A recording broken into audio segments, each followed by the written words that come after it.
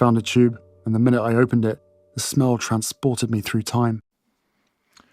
This one's wife. The worst dressed. Hello, I'm H.G. Tudor. You will have heard the expression, be careful how you treat people on the way up, as you might meet them on the way down. Sage advice, but not something that a narcissist would ever take on board. The reason being is that when the narcissist is in the ascendancy, their narcissism tells them that this is what is rightfully theirs, that their rise, in some instances it might be stratospheric, is as a consequence of their brilliance, their talent, their charisma. Accordingly, their narcissism also tells them that it's acceptable to dispense with people, to treat them like shit on the way up, because, well, the narcissist is always right, and that person has clearly done something to merit and justify being treated that way. We don't need them. They're not important. Put them to one side. The narcissist, where unaware, being the lesser or mid-range varieties, isn't thinking about what might be in the future, or in some instances around the corner. They won't be considering, what if I meet this person again and I'm in more difficult circumstances? That isn't going to compute with those narcissists, because they just do not see that they will find themselves in that situation. But invariably, the unaware narcissist does, because as a consequence of the way that they treat people and give them enough rope and they'll hang themselves, when they reach the top, get ready to drop, as Depeche Mode once sang. The fact is that so many narcissists who get themselves into an elevated position struggle to stay there as a consequence of the application of their narcissism causing collateral consequences. And as I predicted many moons ago, the downward spiral would occur in relation to this one's wife, and it has. The A-list don't want to know her. The fashion houses haven't bothered with her. The cosmetics giants don't want to partner with her. Media companies remain distant. The A-list have turned their backs and don't want to fraternize with her. But it's gone beyond people not wanting to actually be involved with her. It's also that more and more people have started to speak out with regard to what an awful human being she is. Just a few weeks ago, she took a real hammering as a consequence of revelations posted by The Hollywood Reporter and also The Daily Beast. Former employees and current ones that spoke out about her being a dictator in high heels and somebody who has reduced grown men to weeping was not only problematic for her in terms of a threat to control, but more widely, it demonstrated a shift as those that once may have supported her, or at the very least stayed silent, have now decided that they are going to speak out about her, and in increasing numbers. And the problem is that someone like this one's wife has a history of treating people badly, casualties of her nastiness, in the same way that P. Diddy's activities have started to come to light, and there would appear to be a mass of evidence as to what he's been up to.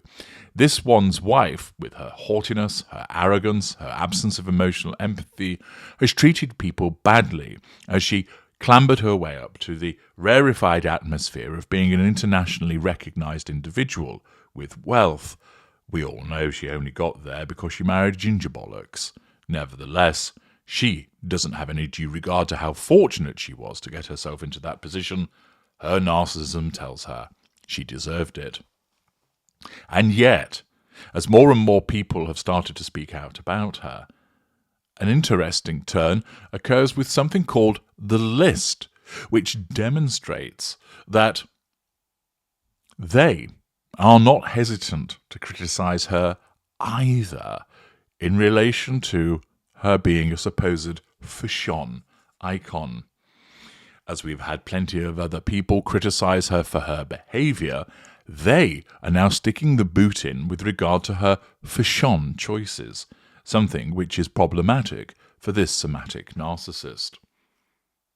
An article written by Monica Gill identifies 5 times that this one's wife should have landed on the worst dressed list.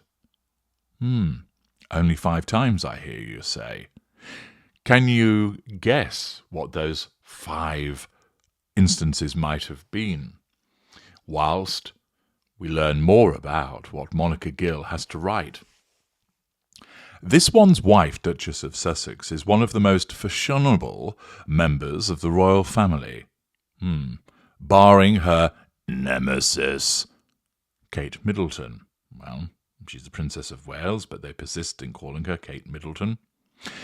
That opening salvo sets a bit of a tone here.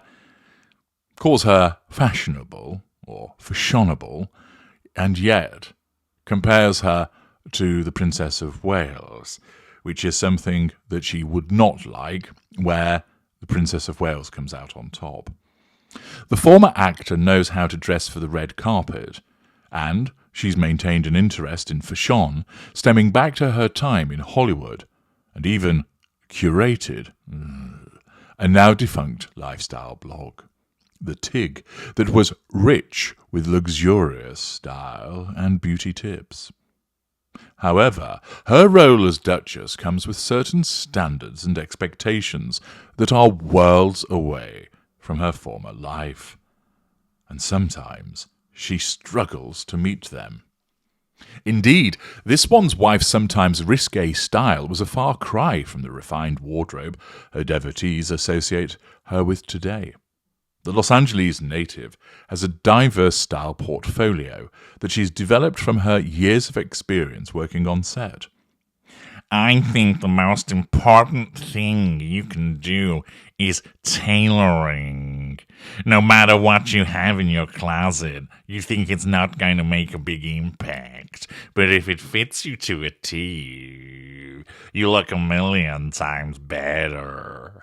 And I learned that working on Suits, she told Yahoo Style. That said, the Duchess failed to take her own advice on several red carpet occasions. Fashion critics have called her out one too many times since she stepped into the spotlight. She's been accused of sporting ill-fitted ensembles, ranging from shapeless dresses to unflattering designs. But there are several outfits that were particularly grievous, even for her fans. Ouch. A few body blows there in the fashion stakes.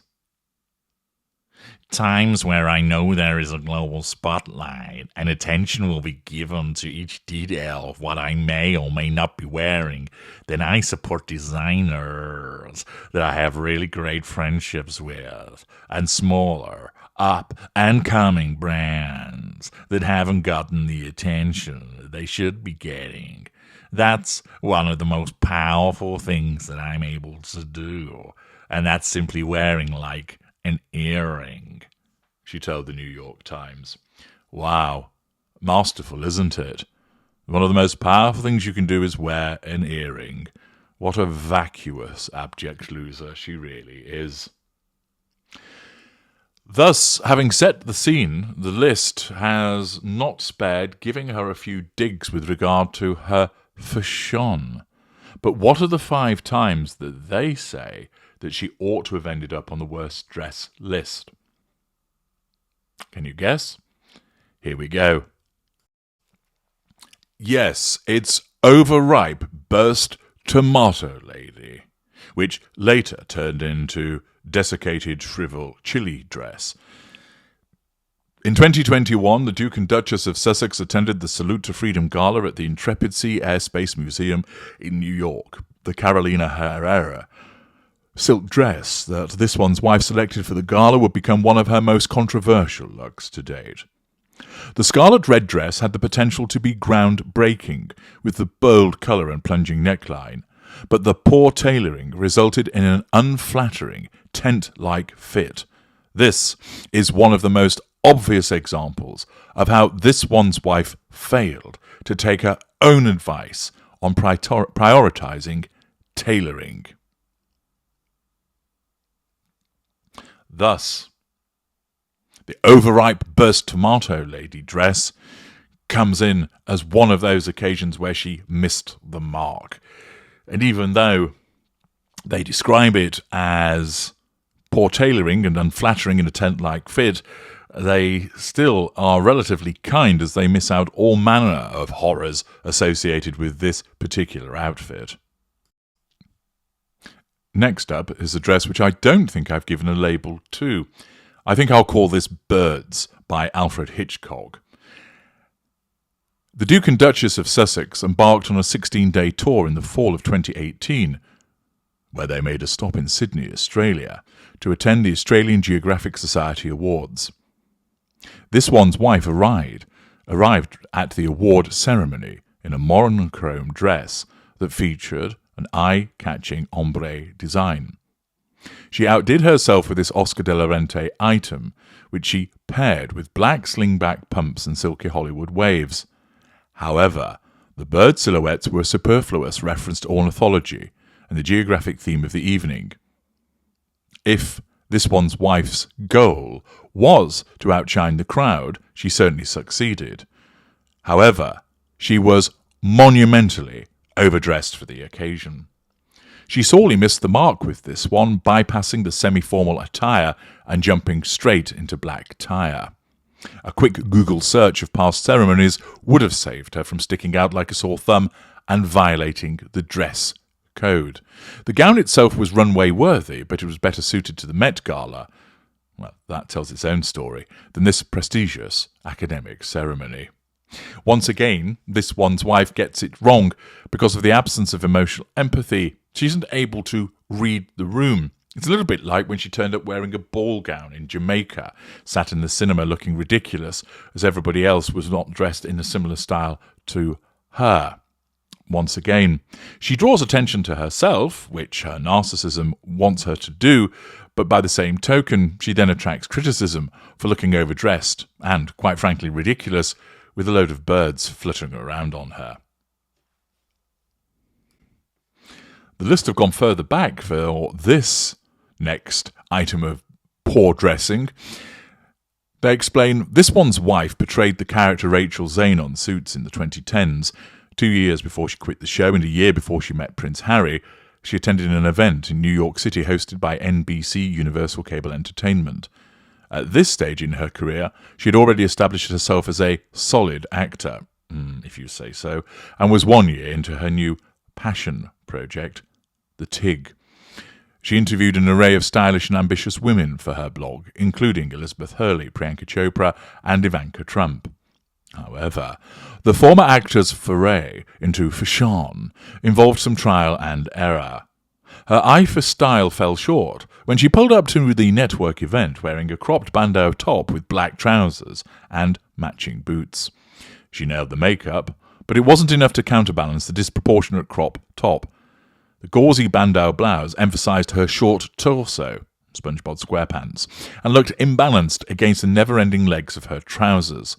Mid-rise bottoms would have evened out the proportions, but swapping her blouse would have worked just as well. While this is one of the least offensive ensembles of the bunch, we're not quite sure if that's an accomplishment worth bragging about. Ooh, just get another little dig in there.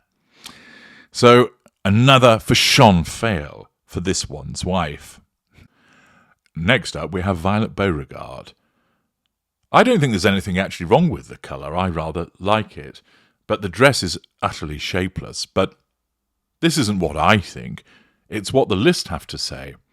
This one's wife donned an indigo purple midi dress from the Canadian brand Aritzia while attending the opening ceremony for the One Young World Summit in October 2019. The colour choice was striking and captured your attention, but it was an odd decision to pair the dress with navy suede pumps. Additionally, the loose fit did nothing for her figure. Instead, some intentional accessorizing would have shifted the focus away from the ill-defined waistline, which is repeatedly identified as a problem with her, For instance, she could have accessorized with a necklace and a belt to elevate the fit and complement her curves. Accordingly, this violet, indigo, purple dress looks ill-suited and is another as described as one of her moments of being worst dressed. The fifth and final one identified by the list is an olive dress, which, to my mind, looks suspiciously like tent by army surplus. You know that she wore it at the polo. Anyway, according to this, she wore an olive green tuxedo dress with a halter neckline to the 2018 Invictus Games closing ceremony in Sydney, Australia. The trip was one of many stops along their 16-day tour. She paired the Antonio Berardi dress with buckle strap heels and her signature updo. She might have aimed for chic, but the former yoga instructor landed at laid back. Again, the dress accentuated the wrong features and failed to accentuate others, creating an unattractive silhouette that looked drab compared to her other looks. Another criticism that has taken place in relation to the olive dress described as a dull disappointment. Those are the five, but they've made your top five. I mean, after all, where is one of our Jawases missing? The Bouncing Berry of Harlem, Chairman Mao, goes to New York. Fridge by Valentino. Zebra Print or Zebra Crossing by Grift. Where is Hyacinth Bouquet's settee cover? Where is Teacup by Royal Doulton? Where is Kermit Goes to Church? Pooh Emoji Hat. There are plenty more of fashion disasters that she has experienced, and yet they've chosen not to include those. Indeed, of the five that they've selected, Overripe Burst Tomato Lady dress is probably the only one that you would have anticipated. But it goes to show, doesn't it, that outside of the ones that you and I would probably have selected, they've picked others, which demonstrates that this woman, who, as a consequence of her somatic narcissism, believes herself to be this gorgeous and well-dressed individual, misses the mark time and time again. And moreover, for the list to release this article now is demonstrative of how many people are essentially now queuing up to give her a kicking, demonstrative of just how far she's fallen and the increasing downward spiral. I'm H.G. Tudor. Thank you for listening.